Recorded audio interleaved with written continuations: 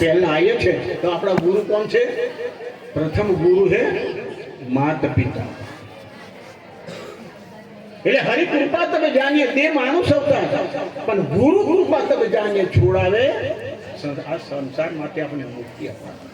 એટલે અમારા દાદા ગુરુ જયરામદાસ ગુરુજી મારા આ સંસારમાં સગું મારું સગા તો બહુ છે, કેટલાય સગા છે, પણ આ શરીરની અંદરમાં જે આપણા શ્વાસોશ્વાસ પોખેલા છે, આપણને અર્પણ કરેલા છે, એને ભોગવવા માટે શરીરને ગમે તે સ્થિતિના અંદર ભોગવું પડે છે ને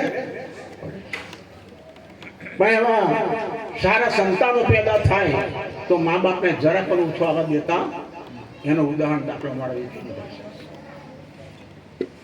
બહુ સેવા કરી, કેવી અવસ્થામાં સેવા કરી એ તો જે સગા હોય એમની ખબર લીધી હોય એમને ખબર પડે, બીજાને નહીં। હું ખાલી એમની તારીફ નહીં કરતો, પણ ધન્ય છે એમને।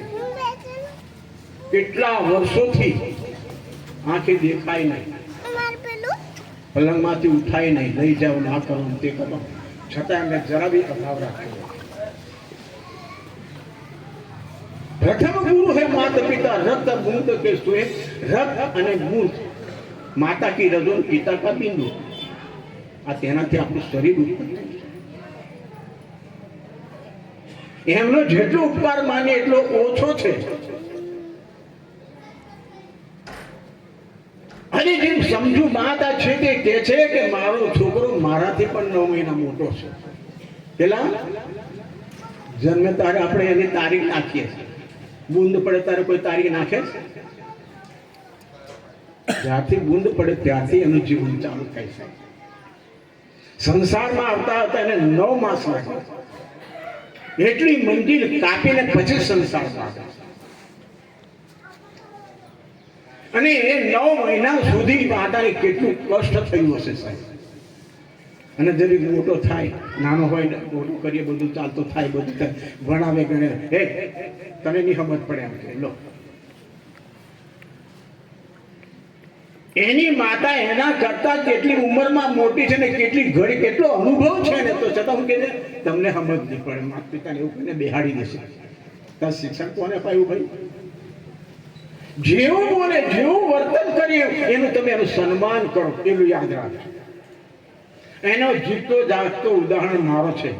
ઘણા માતા પિતાને છોડી દે ભગત બની જાય, ખાય પીવા કરે, ગલત વસ્તુ છે સાહેબ। જેવા છે એવા આપણા માતા પિતા છે સાહેબ। મને કીધું તું ભક્તિ કર, અમે જે છે તે અમારામાં હવે ભક્તિ આવે નહીં, એવું ચોખ્ખું કહી દીધું, પણ મને સહકાર આપ્યો, કોઈ દાડે વિરોધ નથી કર્યો સાહેબ। અને પોતાના પુત્રનું સારું થતું એમાં કયા મા બાપ નારાજ થાય સાહેબ? આજે જો સહકાર આપ્યો તો હું તમારી સાંભળો ના બેઠો હોત। અને અમારા દાદા ગુરુ પણ એવું જ કીધું, કરો માત અને તાતની સત્ય સેવા। એ સેવા કેવી છે? સાચી સેવા છે। મંદિરમાં જઈને ભગવાનને આપણે પ્રસાદ કરીએ, ઘંટ વાળીએ, ભગવાન કઈ બોલે નહીં ભાઈ, મેં કોઈની જેને જે કરવું હોય જેને માનવું હોય ને માન। અંધશ્રદ્ધા શું છે એમ બતાવવા માંગુ, કેવી માન્યતાઓ લઈને આપણે ફરીએ તેઓ ઘરની અંદર જીવતા જાગતા ભગવાન માતા પિતા આપણા ઘરમાં છે।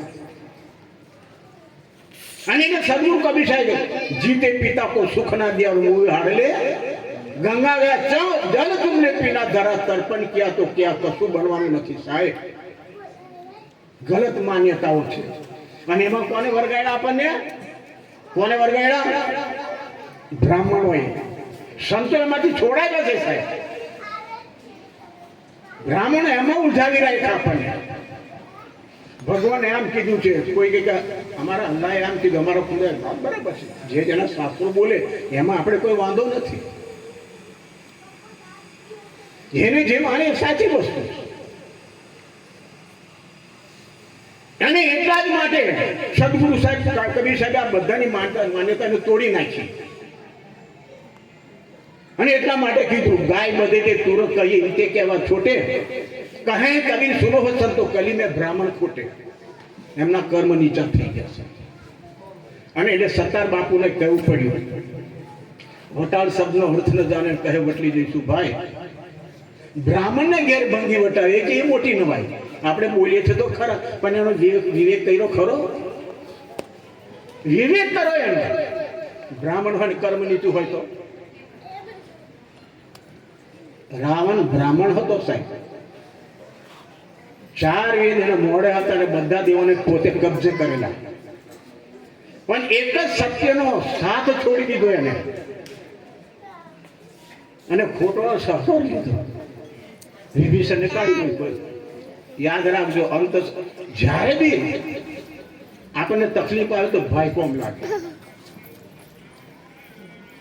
એટલે પોતાના હોય એને તરછોડશો નહીં. એ જેવા છે એને હાથવું, એ જ કોમ લાગે.